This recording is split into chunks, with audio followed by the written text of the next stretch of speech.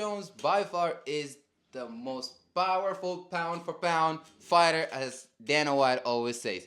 I mean, if you gotta look at it, the man been knocking everybody out. DC, Teixeira, you name them. He made Teixeira look like a goddamn amateur. And the way he treated DC, bro, I almost felt sorry for the guy. And most of y'all felt sorry for him, but me, honestly, I couldn't care less. While he is great inside of the octagon, the guy is very controversial outside of the octagon. From hitting pregnant women, driving drunk, doing drugs, and who knows what else he was getting involved in. I mean, the guy's a fucking wreck outside of the cage. Do you understand what I'm saying? Jon Jones is just one guy who may be great, but shit, I couldn't care less. We're not talking about outside of the octagon. I'm talking about inside the octagon, my brother. You focus way too much on what he did outside of the cage, and I said that like 2 times now. Let's just focus on what he be doing inside the cage. Like, remember when he got back after he got laid off in the rematch with Alexander? Bro, he mopped the floor out of Alexander. And you can't take that out of his record. I mean, you can't at all. You can't tell me the guy is a beast. He's like, by far, I'm going to quote Dana, the best pound for pound ever. Well, if we're talking about keeping it inside the octagon, then we have to state the fact that he did do some PEDs and cheat against the great and the one and only Daniel DC Cormier. I mean, can we just throw that out with the salt? The Olympic swimming size pool with the pinch of salt. Jon Jones. I mean, the guy is a cheater. I'm a fan. However, it makes it hard for me to cheer on because when we see all of these things where you're hitting women and you're evading the traffic stop, come on, guys. You can't fall for that. What are we going to do here? Here we go again. Look, I understand the point that he's saying, and yeah, he did cheat, and he didn't need all that. He's Jon Jones, for God's sake. But to be honest, we all do some fucked up stuff. So can't blame the guy. Why he did it, I'll never know. But what I know is Jon Jones, and what we all can agree to is that Jon Jones is by far the best at what he do. He didn't need to do what he did to beat DC, because he did beat him the first time. Like, this is not the first match between the two of them. This is the second time. And he didn't even need to do that. But at the end of the day, we got to accept the L that he did that stuff. So, it is what it is. At the end of the day, Jon Jones' legacy will still be there. He will always be the best pound for pound fighter. Dana, give me a contract. All right. But how much does that all really matters?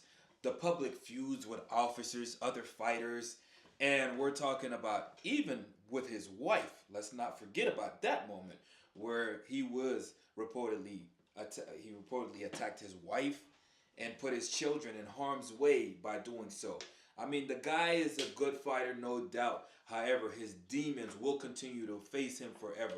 Whenever he's involved in the pound for pound, the greatest in the world, that will always come up, and that will always blemish his outlook and how people view him.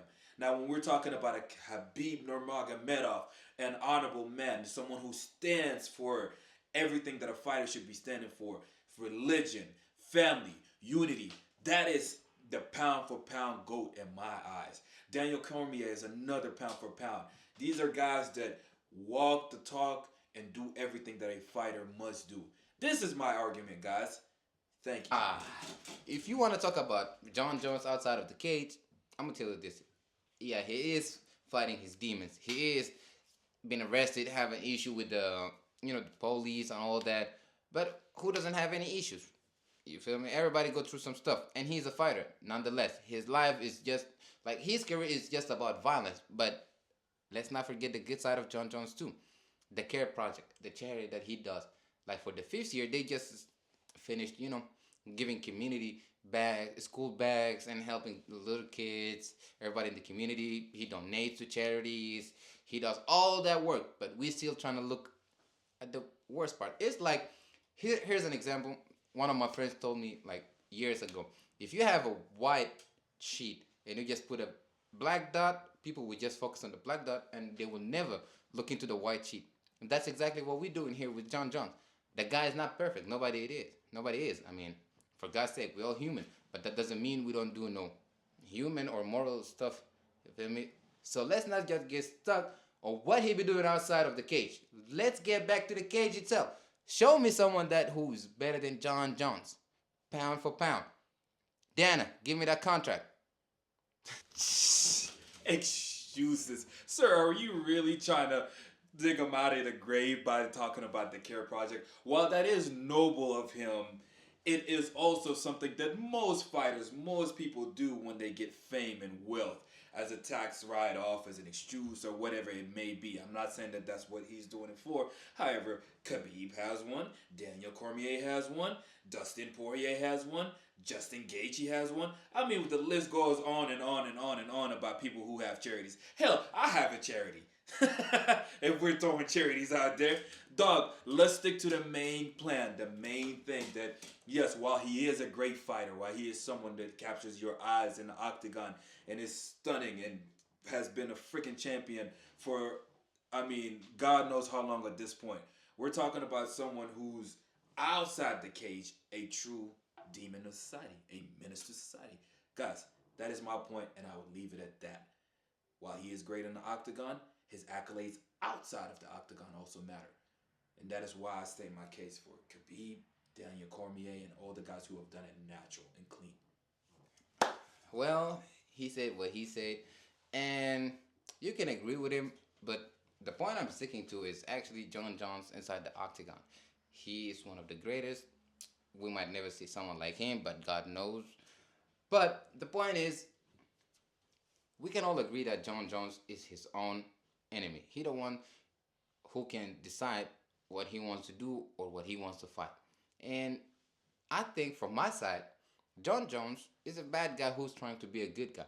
And that's what makes me adore the shit out of his fucking black ass. He is a complete different beast when he gets to the octagon. If he's in a fight, yeah, you can bet your money on Jon Jones. He never lost a fight. Never. And I hope he will never. And I'm sure he will never do that. And that's my point.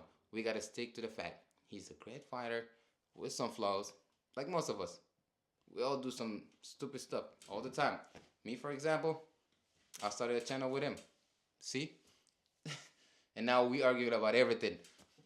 That's one thing. But remember, everybody, Jon Jones, the best pound for pound fighter the UFC have ever seen.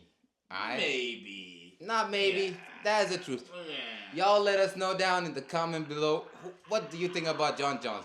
Is he the best fighter or he's not? Yeah, come on, John. Yeah. But hey, it's your boy Junior over here. And the Dom, baby. Yep. Y'all stay safe, stay blessed. Thank y'all for tuning in. Make sure you give us like, subscribe, and comment down below who you got.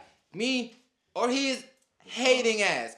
Nah, I'm gonna call you the hating. Nah, the hating ass. He's a great fighter, but we just gotta keep things real, man. We'll continue with the rest of the other fighters. We might go bring up somebody else, but we just gonna keep it real, man. We out. We out. Peace. And I'm down on my knees again. Thank you for the happiest